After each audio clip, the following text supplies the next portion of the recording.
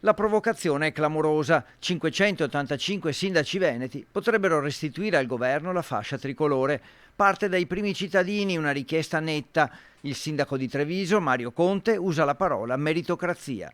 I fondi del piano PNRR devono essere distribuiti premiando i comuni virtuosi, quelli che hanno i bilanci regolari e progetti chiari e trasparenti.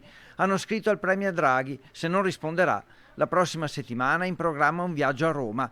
Vogliono un incontro e durante la nostra trasmissione Focus con il direttore Bacialli, il sindaco di Treviso, che è rappresentante di 585 primi cittadini veneti, è durissimo. E la settimana prossima, se non riceveremo risposte da ANCI Nazionale, che a onor del vero in questa partita ci sta supportando tanto il presidente De Caro, e dal premier Draghi, noi siamo pronti e andremo anche a riconsegnare 585 fasce tricolori. La richiesta è fin troppo semplice: rivedere il bando e inserire tutti quei comuni veneti che hanno dimostrato di saper spendere i soldi pubblici senza sprecare nulla. Chiediamo semplicemente di essere messi nelle condizioni di poter dare risposta alla comunità e di poter cogliere questa opportunità, perché abbiamo dato dimostrazione di saperlo fare. Stanchi di quella che è considerata una beffa, spiega Conte, abbiamo scritto a Draghi, se non risponde andiamo a Roma e vogliamo incontrarlo, ma anche il ministro dell'economia Franco e la titolare degli interni Lamorgese, che ha gestito il bando.